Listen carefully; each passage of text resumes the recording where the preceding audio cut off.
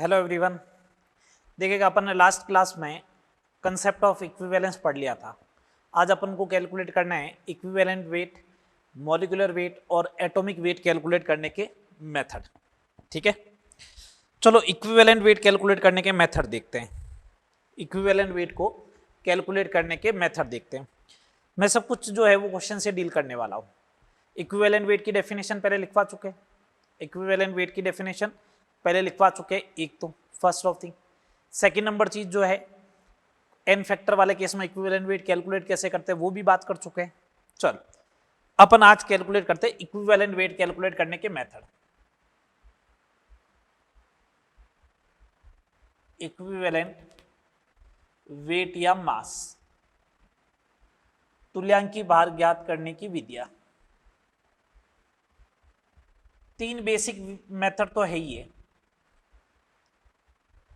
तुल्यांकी भार ज्ञात करने की विधियां। तीन बेसिक मेथड तो है, उसके अलावा आएगा तो कैसे करना है वो अपन देखते जाएंगे। तीन फॉर्मूले लिखा रहा हूं तुल्यांकी भार ज्ञात करने के लिए। पहला, तुल्यांकी भार जो होता है किसी तत्व का भार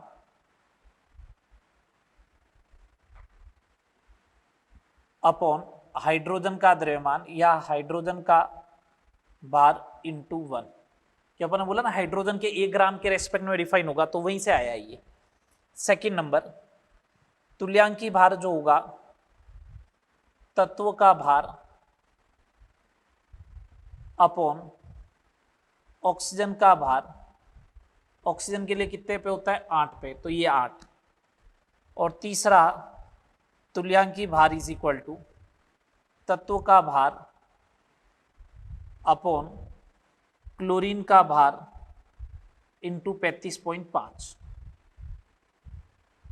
इंटू 35.5। ये बेसिक तीन फॉर्मूले हैं। ठीक है, ये बेसिकली कितने फॉर्मूले हो गए? 3। चले आगे, चले भैया, चलो अब अपन आगे बात करते हैं कि तुल्यांकी भार ज्ञात करने की विधियां क्या रहेगी, क्वेश्चन वगैरह देखते हैं। चले क्वेश्चन नंबर फर्स्ट देखते हैं। सिंपल सिंपल से क्वेश्चन बताते जाऊंगा आपको। अगर आपसे ये पूछे कि FeCl2 का तुल्यांकी भार कितना होगा,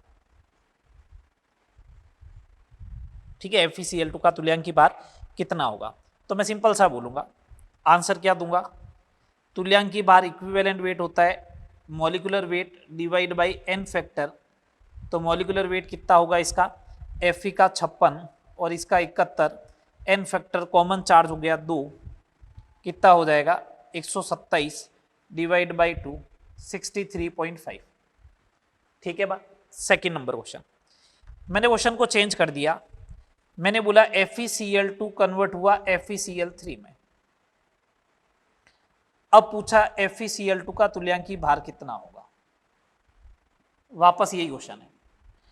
तब एक फिक्स रट्टा नहीं मारेगा FeCl2 का, ये रिएक्शन है, अब ये रेडॉक्स रिएक्शन है। रेडॉक्स रिएक्शन में यहाँ पे +2 है, यहाँ पे +3 है, एन फैक्टर जो होगा वो 1 होगा, तो इक्विवेलेंट वेट जो होगा वो मॉलिक्यूलर वेट 127 डिवाइड बाई 1 127 हो जाएगा। कितना हो जाएगा 127 हो जाएगा। बात क्लियर, चले आगे। थर्ड नंबर, ठीक है, थर्ड नंबर बात करते हैं। नेक्स्ट प्रॉब्लम देखो, ये तुल्यांकी भार ज्ञात करने की विधि आ रही है, देख लो आप, FeCl2 कन्वर्ट हो रहा है FeCl3 में। मैंने एक रिएक्शन लिखी, H2SO4 कन्वर्ट होता है NaOH के साथ रिएक्शन करता है और बनाता है NaHSO4 प्लस H2O। ये है, मैंने पूछा H2SO4 का तुल्यांकी भार कितना होगा, H2SO4 का इक्विवेलेंट वेट कितना होगा। ठीक है, एक बात बताओ, इस रिएक्शन में इसमें कितने हाइड्रोजन जो थे वो एसिडिक थे? H2SO4 में होते हैं तो 2 एसिडिक हाइड्रोजन है, लेकिन इस रिएक्शन में तो एक ही एसिडिक हाइड्रोजन है ना। इस रिएक्शन के रेफरेंस में अगर मैं बात करूं तो वो तो एक ही एसिडिक हाइड्रोजन है ना जो इसके साथ रिएक्शन किया OH के साथ, तो इसका एन फैक्टर जो होगा वो कितना होगा 1। इक्विवेलेंट वेट जो होगा वो मॉलिक्यूलर वेट के बराबर ही आएगा 98 की। मैंने रिएक्शन चेंज कर दी, H2SO4 प्लस NaOH कन्वर्ट हो गया Na2SO4 प्लस वाटर के अंदर। अब पूछा H2SO4 का इक्विवेलेंट वेट कितना होगा। तो एक बात बताओ, इस बार एसिडिक हाइड्रोजन दोनों के दोनों है, 2H 2OH के साथ रिएक्शन कर गया है, तो इसका मतलब N फैक्टर जो होगा वो 2 होगा। N फैक्टर 2 होगा तो इक्विवेलेंट वेट 98 डिवाइड बाई 2 कितना हो जाएगा 49। तो रिएक्शन के ऊपर डिपेंड करेगा N फैक्टर क्या आएगा। जो अगला क्वेश्चन देखिए 5वां नंबर क्वेश्चन, Na2CO3 अगर HCl के साथ रिएक्शन करता है, तो मैंने इस रिएक्शन में बनाया Na2CO3 अगर HCl के साथ रिएक्शन करता है तो मैंने बनाया NaCl 2 times plus H2O plus CO2। मैंने बोला इसमें इक्विवेलेंट वेट ऑफ Na2CO3 कितना होगा। डबल टाइट्रेशन में ये रिएक्शनें काम आती है, ये जो 5वीं और एक अगला एग्जाम्पल लिखने वाला हूं। तो मैंने कहा ठीक है, ये रिएक्शन हुई है, बैलेंस्ड है, तो मैंने कहा equivalence of Na2CO3 is equal to equivalence of HCl होना चाहिए। इसका एक ही मोल काम आया, तो इसका mole into N factor is equal to इसका मोल इंटू N फैक्टर काम में ले लो। इसका मोल एक काम आया तो 1 इंटू N फैक्टर चेक कर लेते हैं। इसका मोल कितना काम आया 2 और N फैक्टर कितना 1, तो इसका N फैक्टर कितना आ गया 2। तो इक्विवेलेंट वेट क्या होगा, molecular weight divide by 2, molecular weight 106 divide by 2 53 आ गया। Na2CO3 का इक्विवेलेंट वेट 53 आ गया। जो आप बोल रहे हो कि सर ऐसा करना जरूरी थोड़ी था, हमें तो डायरेक्ट दिख रहा था कॉमन चार्ज 2 आएगा। मैंने कहा देखो ऐसे करोगे तो आगे गलत हो सकता है। मैंने क्वेश्चन ये दिया Na2CO3 प्लस HCl और बोला NaHCO3 plus NaCl, reaction balance है। अब वापस पूछा इक्विवेलेंट वेट ऑफ Na2CO3 कितना होगा, ये दिया तुम लोगों को। अब देखो क्या होने वाला है, ये है तो देखो equivalence of Na2CO3 is equal to equivalence of HCl आएगा, रिएक्शन बैलेंस है। इसका 1 मोल इंटू N फैक्टर, इसका 1 मोल इंटू N फैक्टर 1 है, तो N फैक्टर कितना आ गया 1। इक्विवेलेंट वेट किसके बराबर आएगा, molecular weight divide by 1, molecular weight कितना 106। अब देखो फंस गया, इसलिए रिएक्शन टू रिएक्शन क्या करेगा, इक्विवेलेंट वेट वेरिएशन करेगा। क्या आएगा, वेरिएशन शो करेगा। चलो आगे बात करते हैं। इन फॉर्मूलों का यूज तो अभी तक लेना ही है मेरे को।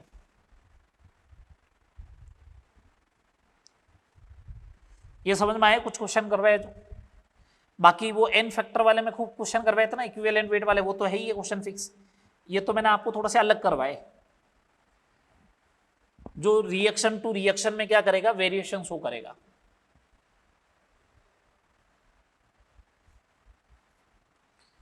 चले अगला क्वेश्चन देखिए, क्वेश्चन नंबर 7।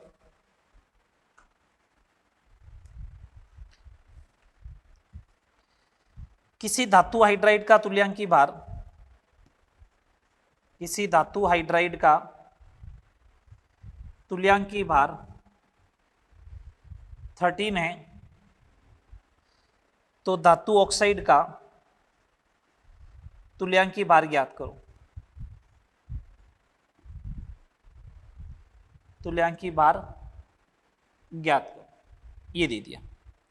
ठीक है, करने का तरीका क्या रहेगा, धातु हाइड्राइड का तुल्यांकी भार ये है, तो धातु का तुल्यांकी भार प्लस हाइड्रोजन का तुल्यांकी भार इज इक्वल टू 13 आएगा। सर ऐसे कैसे लिख सकते हो आप, याद करो एक एग्जाम्पल लिखाया था Al2SO4 होल थ्राइस, उसमें एल्यूमिनियम और सल्फेट के तुल्यांकी भार को आपस में जोड़ दिया था। नंबर कितने भी होते हैं उससे कोई लेना देना नहीं, तो मैंने कहा धातु का तुल्यांकी भार प्लस हाइड्रोजन का तुल्यांकी भार आपस में जोड़ दो, बस नंबर से कोई लेना देना नहीं है। हाइड्रोजन का तुल्यांकी भार कितना होता है 1, तो धातु का तुल्यांकी भार कितना हो जाएगा 13 माइनस 1 इज इक्वल टू 12। अब धातु ऑक्साइड का तुल्यांकी भार चाहिए धातु ऑक्साइड का तुल्यांकी भार तुम्हें अगर ज्ञात करना है तो क्या करोगे? धातु का तुल्यांकी भार प्लस ऑक्सीजन का तुल्यांकी भार, यही तो होगा, बोलो। तो धातु का तुल्यांकी भार कितना है बताओ? 12, और इसका कितना है? 8, कितना हो जाएगा? 20 हो गया, 20। ठीक है, चले आगे। चलो नेक्स्ट क्वेश्चन देखे, नेक्स्ट क्वेश्चन देखे आप। क्वेश्चन नंबर 8, 12 ग्राम धातु 32 ग्राम ऑक्सीजन से संयोग करती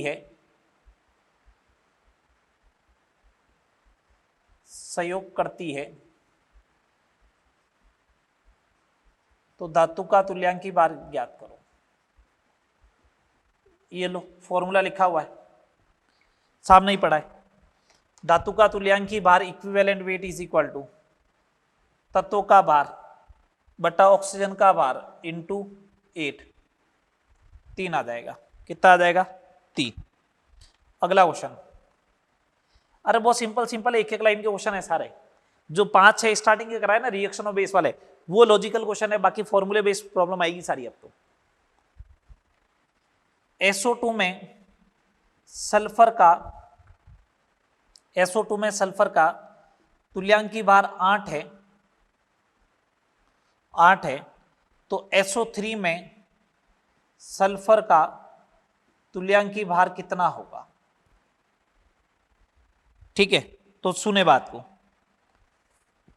SO3 में है तो SO3 का मतलब हो गया 32 + 48, तो तुल्यांकी भार सल्फर का कितना हो जाएगा? सल्फर का द्रव्यमान 32 बट्टा ऑक्सीजन का 8 इंटू 8, 32/6 मतलब 16/3, 16/3 ये आ जाएगा तुल्यांकी भार सीधा। 32 ग्राम सल्फर 48 ग्राम ऑक्सीजन से सहयोग करती है ना, तो 32 ग्राम सल्फर 48 ग्राम से सहयोग करती है, तो यही वाला क्वेश्चन बन गया। तो पहले वाला सही है क्या? तुल्यांकी भार पहले वाला, हाँ बिल्कुल सही है। 32 ग्राम 32 से रिएक्ट कर रही है, तो यहां पे लिखूंगा तत्वों का भार 32 बट्टा ऑक्सीजन का भार 32 इंटू 8, 32 से 32 कैंसिल हो जाएगा, 8 आएगा। अगला क्वेश्चन देखें,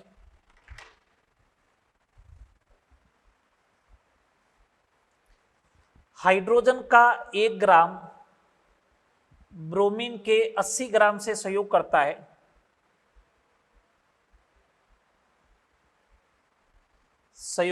है। यदि कैल्शियम का 1 ग्राम ब्रोमीन के 4 ग्राम से सहयोग करता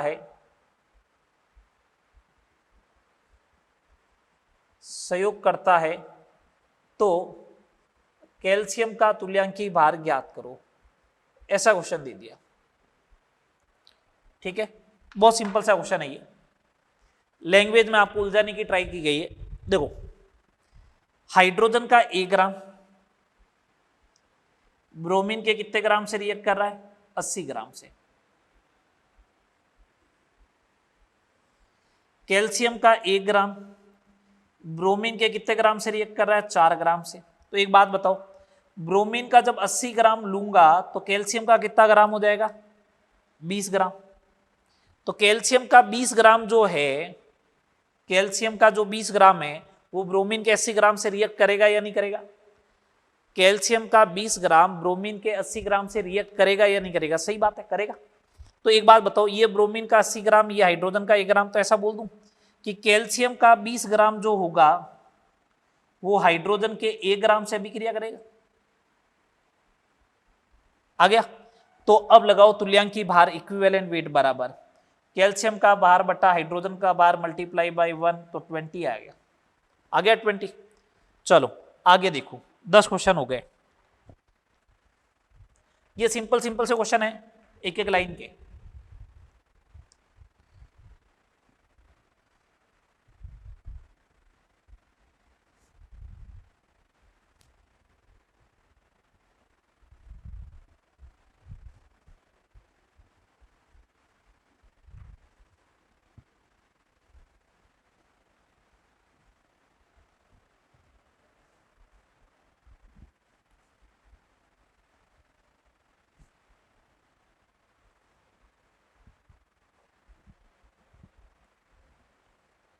ठीक है, अगला क्वेश्चन देखो, question number 11। Question number 11,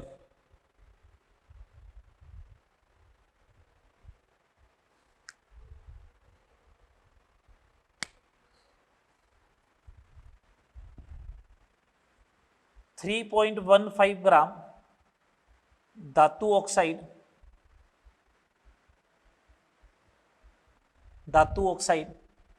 H2 से अपचयित होकर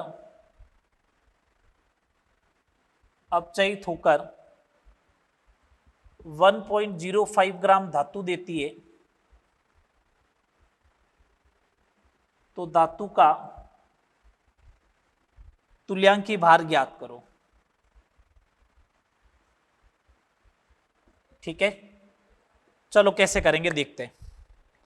ठीक है, देखते हैं कैसे करना है।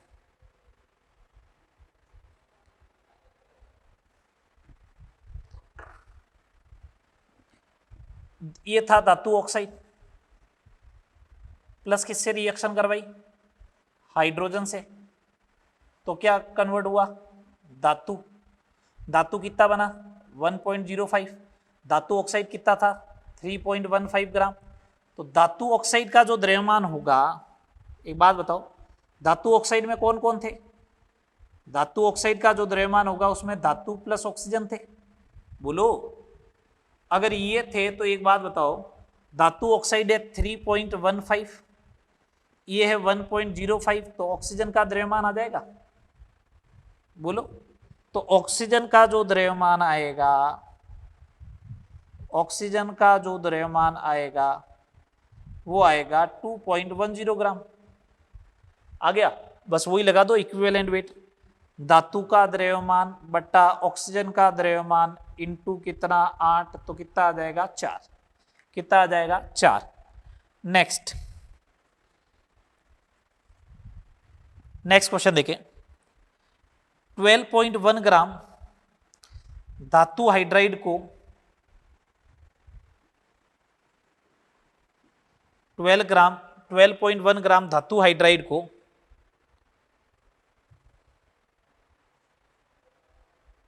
गर्म करने पर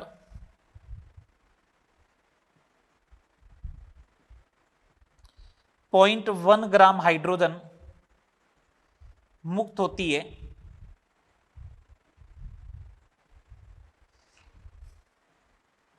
धातु का तुल्यांकी भार ज्ञात करो, धातु का तुल्यांकी भार ज्ञात करो।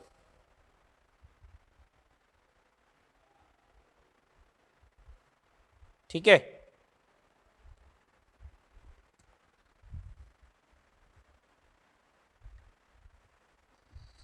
चलो करो, देखें।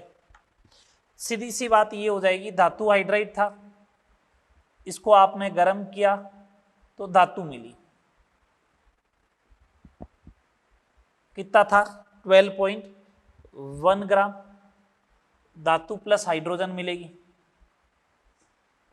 तो हाइड्रोजन कितनी मिली 0.1 ग्राम, तो इसका मतलब धातु कितना ग्राम हो गया 12 ग्राम। तो बस हो गया इक्विवेलेंट वेट, धातु का भार बटा हाइड्रोजन का भार इंटू 120। दो सिंपल से क्वेश्चन बनते हुए जा रहे हैं। ठीक है, अगला क्वेश्चन नंबर 13, 0.12 ग्राम धातु हाइड्राइड को तनु H2SO4 के साथ, डाइल्यूट H2SO4 के साथ अभिक्रिया करवाने पर NTP पर 33.6 ml H2 गैस प्राप्त होती है, तो धातु का तुल्यांकी भार ज्ञात करो। इस क्वेश्चन को करने के दो तरीके हैं। एक तो मैं एक काम करता हूं, जो हाइड्रोजन आई है उसका द्रव्यमान ज्ञात कर लेता हूं। हाइड्रोजन का द्रव्यमान मास अपॉन मॉलिक्यूलर वेट 2, मोल वाला कंसेप्ट लगा है जिसमें मैंने कहा था ये 33.6 ml हो गया, अपॉन 22,400 कर दो, तो मास इज इक्वल टू ये 11,200 हो जाएगा, ये हो जाएगा 0.3 इंटू 10⁻⁻²। बोलो इतना मास हो जाएगा। इतना मास बोले तो हाइड्रोजन का, ये किसका मास आ गया? हाइड्रोजन का। तो धातु का द्रव्यमान कितना होगा? धातु का द्रव्यमान हो जाएगा 0.120 में से 0.003 माइनस कर दो, कितना बच जाएगा? बोलो बोलो 117 ग्राम। 117 ग्राम बच जाएगा, धातु का द्रव्यमान आ गया। तो तुल्यांक की बार कैसे ज्ञात करोगे? धातु का द्रव्यमान अपॉन में हाइड्रोजन का द्रव्यमान इंटू 1, कितना आ जाएगा? 39। कितना आ जाएगा? 39। ठीक है बात। चलो और देखिएगा क्वेश्चन।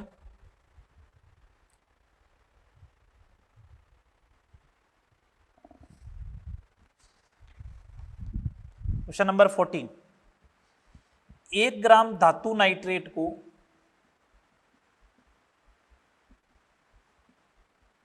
0.8 ग्राम धातु सल्फेट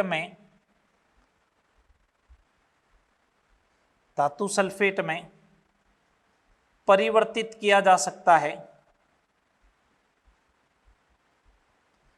परिवर्तित किया जा सकता है तो धातु का तुल्यांकी भार ज्ञात करो। जब भी ऐसे क्वेश्चन आए करना क्या है? ठीक है, ऐसे क्वेश्चन आए तो क्या करें आप? मेरे को मालूम है धातु नाइट्रेट कुछ भी होगा, ये मेटल नाइट्रेट है, ये किस में कन्वर्ट होगा? रिएक्शन करवाई, किसी के थ्रू भी रिएक्शन करवाई तो मेटल सल्फेट में। किस में कन्वर्ट हो गया? मेटल सल्फेट में। इक्विवेलेंस तो बराबर रहेंगे ना। इक्विवेलेंस ऑफ मेटल नाइट्रेट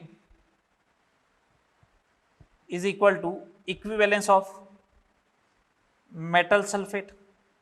बोलो, लगाओ। इक्विवेलेंस कैसे कैलकुलेट करते हैं? मास अपॉन इक्विवेलेंट मास है। ये मास अपॉन इक्विवेलेंट मास धातु नाइट्रेट का है तो E प्लस 63, नाइट्रेट का 62 होता, सॉरी, इसका हो गया 0.8 डिवाइड बाई मेटल सल्फेट का E, और सल्फेट का कितना होता है? 48।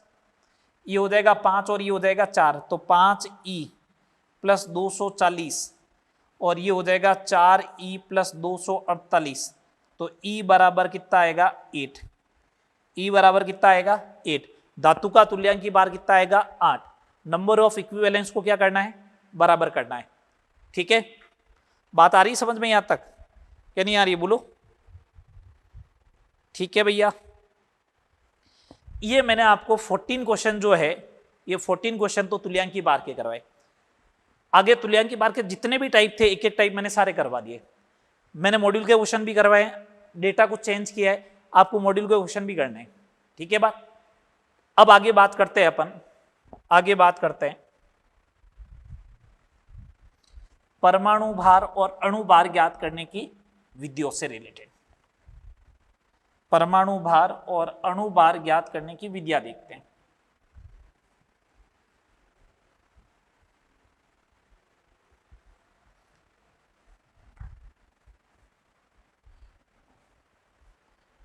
परमाणु भार और अणु भार ज्ञात करने की विधियों से रिलेटेड क्वेश्चन देख लेते हैं। 10 क्वेश्चन उनके भी करवा देते हैं। ठीक है, हाँ, नेक्स्ट क्वेश्चन देखिएगा, क्वेश्चन नंबर 15 देखो। अब एटॉमिक वेट से रिलेटेड करते हैं क्वेश्चन। इक्विवेलेंट वेट से रिलेटेड तो हो गए सारे, एटॉमिक वेट से रिलेटेड बात करते हैं, फिर मॉलिक्यूलर वेट पे भी आएंगे। पहला क्वेश्चन, किसी यौगिक में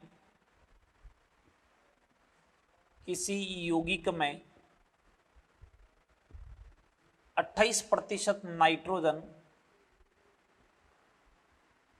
एवं 72% धातु 12 अनुसार है। ठीक है, ये दे रखा है।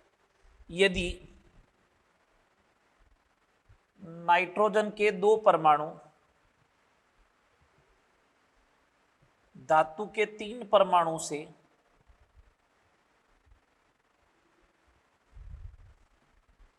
3 परमाणु से संयोजित होते हैं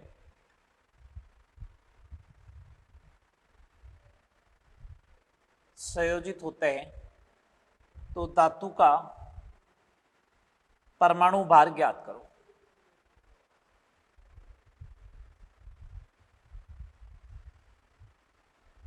ठीक है, चलो देखो इसको कैसे करना है क्वेश्चन को। अगर जैसे सपोज करो कोई यौगिक है 100 ग्राम है, तो उसमें नाइट्रोजन कितना होगा 28% का, मतलब 28 ग्राम। तो धातु M जो होगा वो कितना होगा 72 ग्राम। यही बात हुई, ये 28 ग्राम होगा तो ये 72 ग्राम होगा। अब 28 ग्राम में देखना, सुनना बात को, 28 ग्राम में नाइट्रोजन के कितने एटम होते हैं 2 एटम। ठीक है, अब सुनना बात को, नाइट्रोजन के जो 2 एटम होते हैं वो कितने एटम से कंबाइन करते हैं 3 एटम से।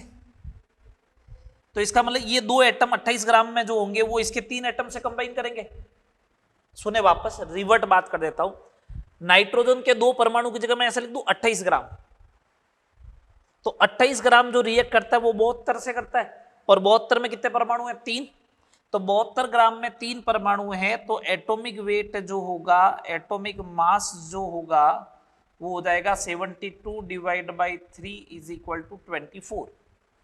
ये समझ में आ रही बात? मैं रिवर्ट क्वेश्चन को लेके जा रहा हूं, 28 से 72 रिएक्शन करता है और 28 ग्राम में 2 एटम होते हैं, इसके 2 एटम से इसके 3 एटम कंबाइन करते हैं।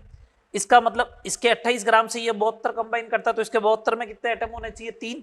तो 3 एटम का वेट कितना आ रहा है 72, तो एक एटम का वेट कितना आएगा 24, और वही क्या हो जाएगा एटॉमिक मास हो जाएगा। ठीक है बात, आगे बात करते हैं।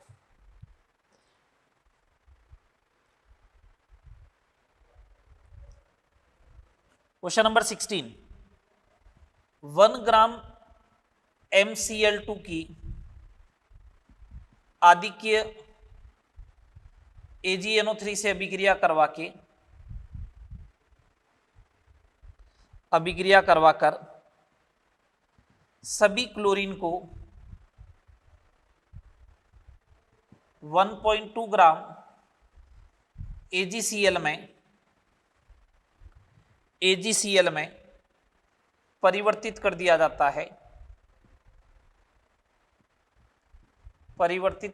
जाता है, तो धातु का परमाणु भार ज्ञात करो। ऐसा क्वेश्चन दिया अब आपको। ठीक है, चलो इसको देखते हैं क्या करना है अपन को।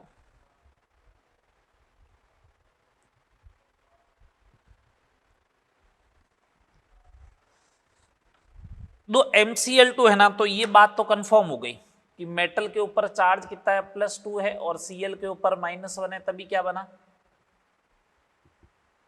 MCl2। ठीक है बात, चलो लगाते हैं। अगर 1 ग्राम MgCl2 है, ये सॉरी MCl2, इसकी AgNO3 के साथ रिएक्शन करवाई तो बना AgCl प्लस साथ में और कुछ बनेगा जिसका आइडिया नहीं है, मेटल नाइट्रेट बनेगा वैसे। तो मैं ये काम कर दूं क्या, equivalence of MCl2 is equal to equivalence of AgCl। बोलो, बराबर कर दे इक्विवेलेंस को। MCl2 का इक्विवेलेंस कैसा आएगा 1 ग्राम है ये upon equivalent weight E plus chlorine का इक्विवेलेंट वेट कितना होता है 35.5, 1.2 और ये हो गया 143.5। 143.5 is equal to 1.2 E plus 35.5 into 1.2। 1.2 E is equal to 143.5 minus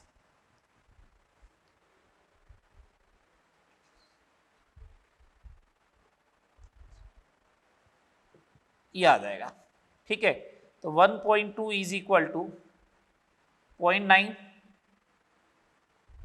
100.9, तो E बराबर 100.9 डिवाइड बाई 1.2।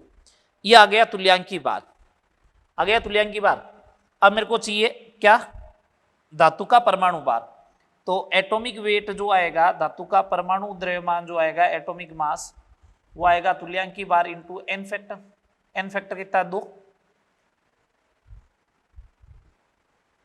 0.6 कितना आ जाएगा 16, पीछे बच गए 4, 168 कितना आ जाएगा एटॉमिक मास 168। ये तो सिंपल सिंपल से क्वेश्चन है बिल्कुल, ठीक है। चलो नेक्स्ट प्रॉब्लम की बात करते हैं, नेक्स्ट प्रॉब्लम की बात करते हैं।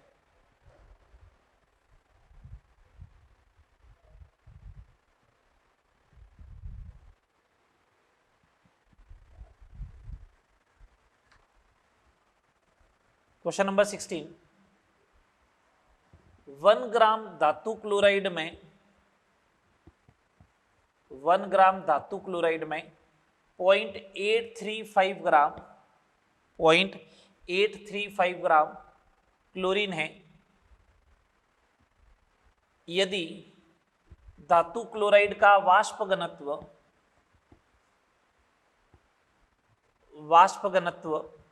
85 है तो धातु का परमाणु भार ज्ञात करो। ये क्वेश्चन इस बार अपन से पूछा गया है, ठीक है। अब इस बार जो है वो धातु क्लोराइड का फॉर्मूला नहीं दे रखा है अपन को, ठीक है, फॉर्मूला नहीं दे रखा है। अब फॉर्मूला नहीं दे रखा है तो अब देखो कैसे करें। मेरे को एक बात तो समझ में आ रही है कि 1 ग्राम धातु क्लोराइड में 0.835 ग्राम क्लोरीन है तो तुल्यांकी भार तो सबसे पहले निकल जाएगा। कैसे? Equivalent weight EW is equal to धातु का भार कितना होगा 1 माइनस 0.835 डिवाइड बाई क्लोरीन का भार इंटू 35.5 165 डिवाइड बाई 835 इंटू 35.5 ये आ जाएगा 7, कितना आ जाएगा 7 इक्विवेलेंट वेट। तो इक्विवेलेंट वेट कितना गया 7। वेपर डेंसिटी दे रखी है तो इसका मतलब मॉलिक्यूलर वेट जो होगा 85 इंटू 2 170। मैंने मान लिया फॉर्मूला था MCLX। कैसे? M के ऊपर प्लस चार्ज था X का, ऐसे बना है, इसकी वैलेंसी X मान ली मैंने पॉजिटिव में, Cl के ऊपर -1 है, क्रॉस मल्टीप्लाई कर दो MCLX हो जाएगा, MCLX हो जाएगा, ठीक है बात। अब सुनना बात को, अब सुने बात को। इसका अणुभार 170 है, इसका अणुभार कितना है 70 है। ये M का परमाणु भार M plus X into 35.5 is equal to 170, यही बात हुई। परमाणु भार क्या होता है? तुल्यांकी भार इंटू संयोजकता। तुल्यांकी भार 7 है into X plus X into 35.5 is equal to 170। तो 42.5x इज इक्वल टू 170, तो x इज इक्वल टू क्या आ जाएगा 4। संयोजकता आ गई 4, तुल्यांकी भार है 7, तो परमाणु भार या परमाणु द्रव्यमान जो आएगा वो आ जाएगा 7 इंटू 4 इज इक्वल टू 28। कितना आ जाएगा 28 आ जाएगा, ठीक है बात। चलो आगे बात करते हैं।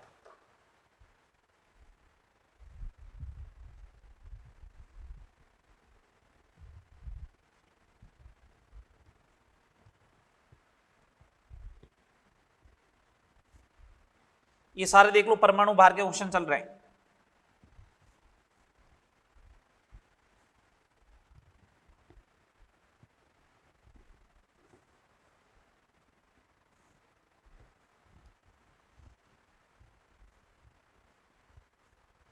चले नेक्स्ट प्रॉब्लम की बात करते हैं, नेक्स्ट प्रॉब्लम की बात करते हैं।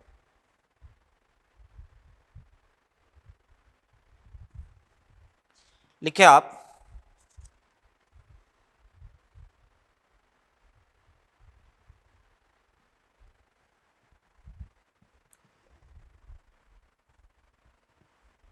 यदि किसी धातु की विशिष्ट ऊष्मा 0.32 कैलोरी है, 0.32 कैलोरी है, 0.32 कैलोरी है, तो उसका लगभग परमाणु भार कितना होगा? लगभग परमाणु भार कितना होगा? मैं आपको यहां पे एक ड्यूलॉक पेटिट ड्यूलॉक पेटिट लॉ करके एक रूल्स है, ड्यूलॉक पेटिट का नियम, वो बता रहा हूं।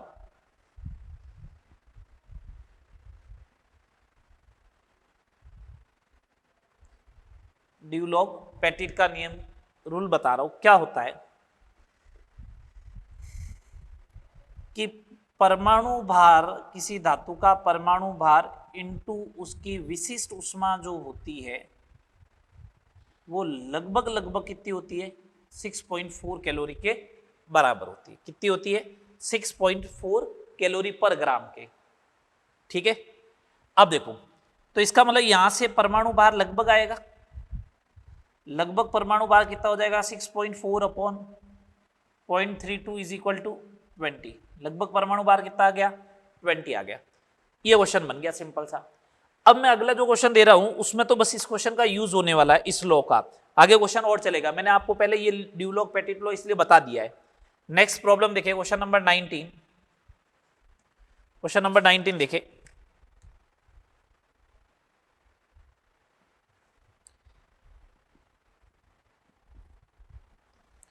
एक तत्व के क्लोराइड में, एक तत्व के क्लोराइड में 50% क्लोरीन है। यदि तत्व की विशिष्ट ऊष्मा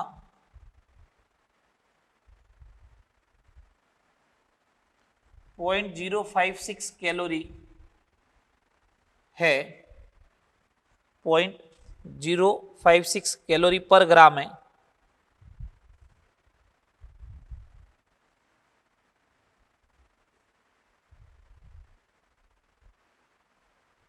यहां पे भी यूनिट ये होगी, ग्राम है, तो तत्व का परमाणु भार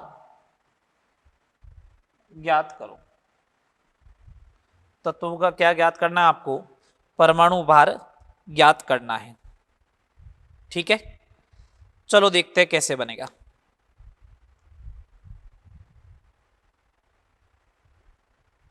देखते हैं कैसे करना है। सबसे पहले क्लोराइड में 50% क्लोरीन है तो तुल्यांकी भार ज्ञात हो जाएगा।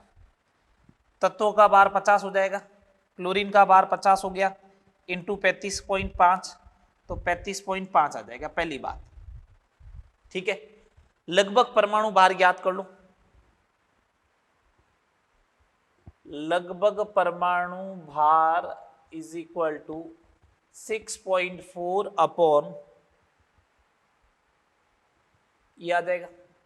अगर इसे आप सोल्व करते हो तो देखो 3 जीरो हटेंगे तो 6400 हो जाएंगे, है ना। 8/7, 8/7 का मतलब ये हो गया, एक बार तो जाएगा ही जाएगा, 112 के आसपास आ जाएगा, लगभग 112 के आसपास आ जाएगा। ठीक है, अब सुने, परमाणु भार आ गया 112, तुल्यांकी भार है 35.5, तो परमाणु भार होता है तुल्यांकी भार इंटू संयोजकता, लेकिन यह तो लगभग है। लगभग परमाणु भार इज इक्वल टू जो होता है वो होता है तुल्यांकी भार इंटू संयोजकता। तो एक काम करो ना, संयोजकता ज्ञात कर लो आपको, मेरे को तो एग्जैक्ट कैलकुलेट करना है। तो संयोजकता जो आएगी वो आ जाएगी लगभग परमाणु भार बटा तुल्यांकी भार, तो ये 3 पॉइंट समथिंग आएगा। लेकिन संयोजकता तो हमेशा क्या होती है, संयोजकता हमेशा क्या होती है, इंटीजर 1 2 3, तो ये 3.2 आएगा, तो भी इसे क्या कंसिडर करना है, 3, तो ये संयोजकता आ गई। तो अब अगर मेरे को पूछे एग्जैक्ट परमाणु द्रव्यमान या एग्जैक्ट परमाणु भार कितना होगा, तो एग्जैक्ट परमाणु भार कितना हो जाएगा, 3 इंटू 35.5, ये हो जाएगा 106.5, 106.5 आ जाएगा लगभग परमाणु भार, मतलब एग्जैक्ट परमाणु भार। तो परमाणु भार से रिलेटेड देख लो, मैंने आपको 5 क्वेश्चन करवाए। और देखिए क्वेश्चन एटॉमिक मॉलिक्यूलर वेट से रिलेटेड, देखो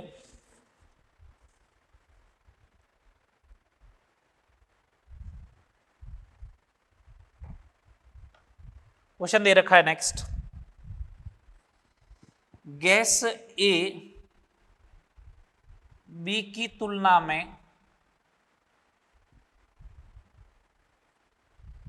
3 गुना विसरित होती है यदि ए का अणुभार 4 है तो बी का अणुभार ज्ञात करो। ये क्वेश्चन आने लग गया किससे रिलेटेड? मॉलिक्यूलर वेट से रिलेटेड। एक स्टेट ऑफ मैटर पढ़ाएंगे आगे आपको, गैस स्टेट, तो उसमें पूरा डिफ्यूजन आएगा, विसरण पूरा आएगा, तो बात तो बेसिकली वहां पे करेंगे विसरण की। मैं आपको बस यहां पे एक चीज बता देता हूं कि विसरण की जो दर होती है, अभी के लिए ध्यान रखें, विसरण पूरा उस समय वहां पे पढ़ाएंगे। विसरण की जो दर होती है आर, वो इनवर्सली प्रोपोर्शनल टू होती है, व्युत्क्रमानुपाती होती है किसके? अणुभार के। विसरण की दर जो आर होती है वो अणुभार के स्क्वायर रूट के क्या होती है? व्युत्क्रमानुपाती होती है। तो मैं ऐसा लिख सकता हूं क्या? R a upon r b is equal to root of the m b divide by m a. ये 3 गुना है, तो ये हो गया 3 is equal to root m b, और ये हो गया 4। स्क्वायर कर दो तो ये हो जाएगा 9 is equal to m b बट्टा 4, तो एम बी बराबर 9 चौक 36। समझ में आई बात? बोलो, आया समझ में? ठीक है, नेक्स्ट देखें, और देखिए इस टाइप के क्वेश्चन। एक मॉड्यूल का ही क्वेश्चन करवा रहा हूं, क्वेश्चन नंबर 111 है, लिखवा भी देता हूं। ठीक है, क्वेश्चन नंबर 21 देखे, अच्छा क्वेश्चन है ये, ऑप्शन भी दे रहे हैं इसमें दे रखा है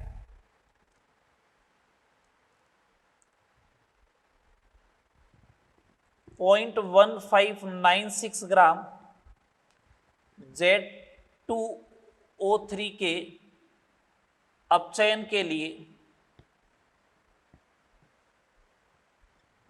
के लिए 6 मिलीग्राम हाइड्रोजन आवश्यक है। हाइड्रोजन आवश्यक है तो धातु का परमाणु भार होगा। धातु का परमाणु भार होगा।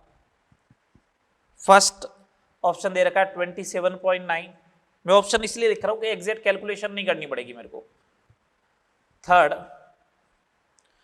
79.8 एंड फोर्थ ऑप्शन दे रखा है 55.8। ये इस टाइप से ऑप्शन दे रखे हैं। ठीक है बात? चलो अब देखते हैं इसको करना कैसे। अब देखते हैं इसको करना कैसे। बताओ कैसे करें, तुम लोग ही बताओ।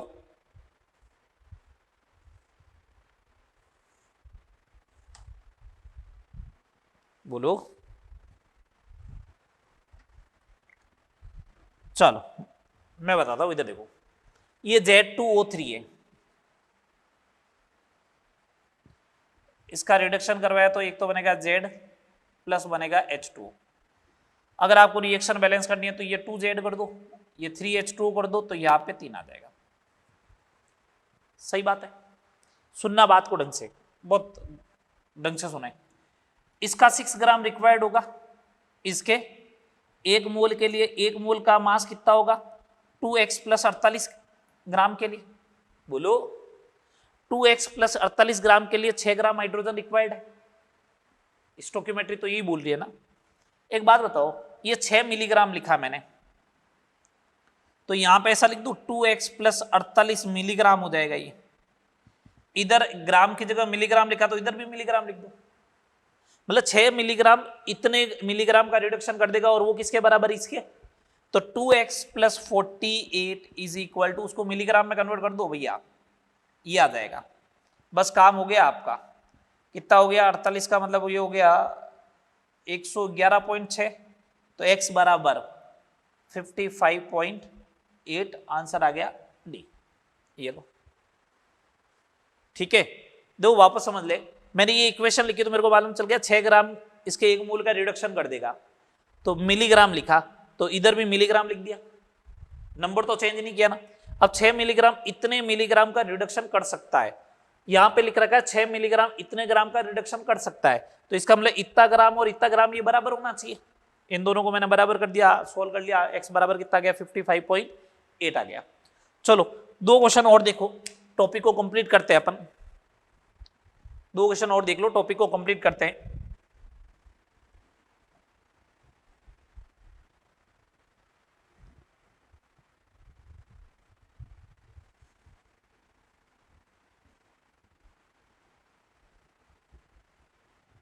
देख लो, परमाणु भार, तुल्यांकी भार, अणु भार से रिलेटेड 21 क्वेश्चन करवा दिए, 2 क्वेश्चन और करवा देता हूं मैं, 23 क्वेश्चन हो जाएंगे मेरे हिसाब से, बहुत है। ठीक है, बड़ा मैं इतने क्वेश्चन मैं करवा रहा हूं, तो इतने के इतने अगर तुम लोग कर लोगे ना तो काम चल जाएगा अपना, कैसा भी पेपर आए फिर तो। सिंपल सिंपल क्वेश्चन भी खूब करवाए। ठीक है,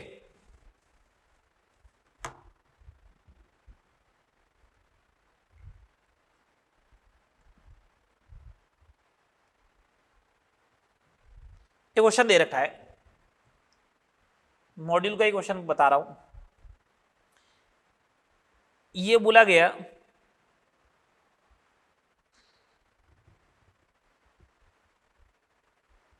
0.3 ग्राम वाष्पशील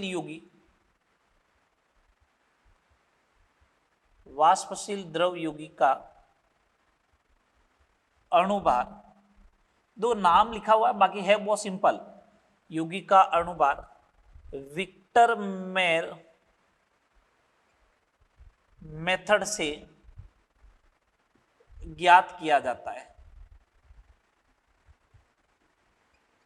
ठीक है, ठीक है।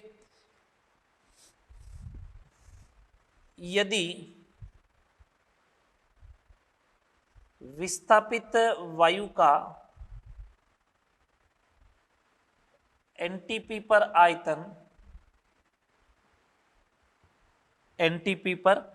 आयतन 40 ml है, तो यौगिक का अणुभार होगा। इस टाइप से क्वेश्चन दिए, मैं ऑप्शन दे रहा हूं, ऑप्शन दे रखे 85, 168, थर्ड ऑप्शन दे रखा है 310 और 340, और पूछा है नियरली किसके बराबर होगा, लगभग किसके बराबर होगा। जब ये नाम पे नहीं जाए आप, विक्टर मेयर मेथड जो है, मेथड क्या होता है उस पे नहीं जाए आप, तो ये सोचो 0.3 ग्राम जो है ना, वो इतनी वायु को हटाता है। सुनना बात को, अगर ये रूम में, और इस रूम में मैं ये मार्कर रखता हूं और बोलता हूं कि इसने इतने वॉल्यूम को हटाया, तो ये कितने वॉल्यूम को हटाएगा? जो वॉल्यूम खुद घेरेगा उसी वॉल्यूम को तो हटाएगा ही, जो वॉल्यूम ये खुद घेरेगा वही तो वॉल्यूम हटाएगा। अगर जैसे सपोज करो एक रूम है, उसमें पूरा का पूरा खचाखच भरा हुआ है, मैं एंटर करता हूं, तो मैं एंटर तो तभी कर पाऊंगा ना जब मेरे जितना वॉल्यूम वाला बंदा कोई बाहर चला जाए। अब बिल्कुल पतले पतले से है 2 जने, मेरे से भी आधे आधे, तो अब वो 2 जने बाहर जाएंगे तभी तो मैं उसकी एक दोनों की जगह खड़ा हो पाऊंगा। तो इसका मतलब क्या हुआ, मैं उतना वॉल्यूम ऑक्यूपाई कर पाऊंगा जितना वॉल्यूम निष्कासित हुआ है। इसका मतलब ये हो गया 0.3 ग्राम वाष्पशील यौगिक कितना आयतन घेरता है? 40 ml। एनटीपी पर है, लगाओ PV is equal to NRT, लगाइएगा PV equal to NRT. Pressure 1 atm, volume 40 ml, 10⁻⁻3, mole 0.3 upon molecular weight m, R की वैल्यू 1/12 लेते हैं अपन, 273। तो m बराबर 0.3 इंटू 273 इंटू 10⁻3, 12 डिवाइड बाई 40, यही होगा। एक काम करो, एक ही हटा दो और एक ही हटा दो, तो ये हट जाएगा, यही बात हुई। ये लो 4, ये हो जाएगा 2730/16, यही हो गया। अब एक बात सिंपल सा सुन ले, अगर यहां 320 होता तो 200 से कम आ जाता, 200 आता, 320 से कम है तो 200 से कम आएगा, 200 से कम ऑप्शन बोलो, 200 से कम ऑप्शन बोलो, 168। इसको सोल्व नहीं करना है, तुम लोगों में से कुछ लोग क्या करते हैं, इसको सोल्व करते रहते हैं। आप तो रफली आइडिया देखो ना, मैं जब ऑप्शन देता हूं तो इसका मतलब तो ये है ना, आपको रफली आइडिया चेक करना है। ठीक है, चलो लास्ट क्वेश्चन देखते हैं। लास्ट क्वेश्चन देखो, क्वेश्चन नंबर 23। ठीक है, एक धातु क्लोराइड में 65.5% Cl है, क्लोरीन है। ठीक है, यदि धातु क्लोराइड के 100 ml वाष्प का 100 ml वाष्प का एनटीपी या एसटीपी पर भार जो दे रखा है वो आपको दे रखा है 0.72 ग्राम। तो पूछा है धातु क्लोराइड का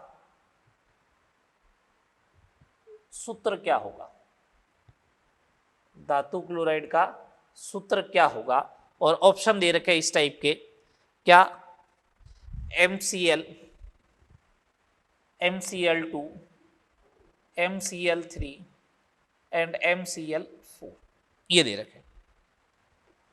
ठीक है, इसका मतलब कुल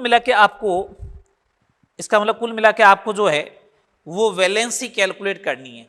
आपको कैलकुलेट क्या करनी है, वैलेंसी कैलकुलेट करनी है। चलो, एक बात यहां से तो मालूम चल रही कि धातु क्लोराइड में 65.5% जो है वो क्लोरीन है। इसका मतलब धातु का भार कितना हो जाएगा, धातु का भार कितना हो जाएगा, 100 माइनस 65.5 34.5 ग्राम हो जाएगा।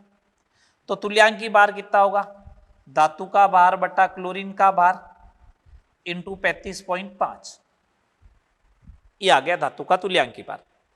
अब धातु क्लोराइड के 100 ml वाष्प का एनटीपी पर भार इतना है, तो मैं कह रहा हूं 100 ml का एनटीपी पर भार है 0.72 ग्राम, तो 22,400 ml का भार कितना होगा, 0.72 इंटू 22,400, 2 जीरो से 2 जीरो हटा दो, 72 इंटू 224, ये ग्राम आ जाएगा, आएगा ही।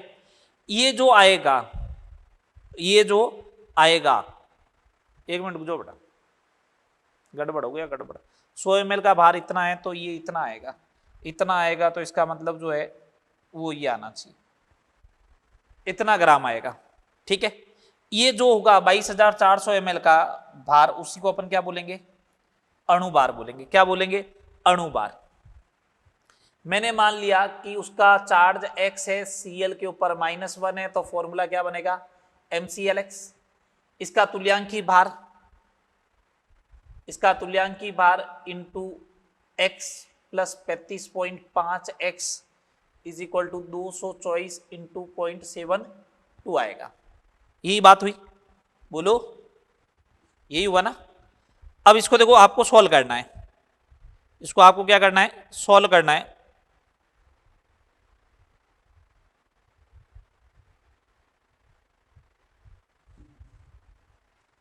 इसको अगर आप सॉल्व करते हो, तो मेरे हिसाब से ये 18.7 आएगा। तो ये 18.7x प्लस 35.5x, और इसको सॉल्व कर लो, 224 को 0.72 से मल्टीप्लाई करके देख लो कितना आ रहा है, मल्टीप्लाई करके देख लो।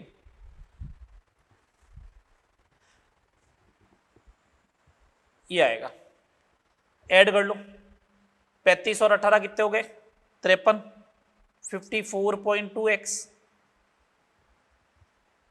तो x बराबर आ जाएगा 3। x बराबर 3 आ गया, तो फॉर्मूला क्या हो जाएगा, MCl3 हो जाएगा। ठीक है, बात हो गए फॉर्मूले। चलो, ये सारे मैंने आपको क्वेश्चन करवा दिए, 23 क्वेश्चन तक करवा दिए, परमाणु भार, अणु भार और तुल्यांकी भार ज्ञात करने के मेथड के। नेक्स्ट लेक्चर में अपन मिलेंगे एस्टिमेशन ऑफ एलिमेंट, 6 या 7 क्वेश्चन ही है, सबका एक ही पैटर्न है, फॉर्मूले बेस्ड बात करेंगे, एस्टिमेशन ऑफ एलिमेंट, फिर कुछ एक क्वेश्चन में मॉड्यूल के करवा दूंगा। ठीक है, बात यहाँ तक करना, मिलते हैं नेक्स्ट लेक्चर में। ओके।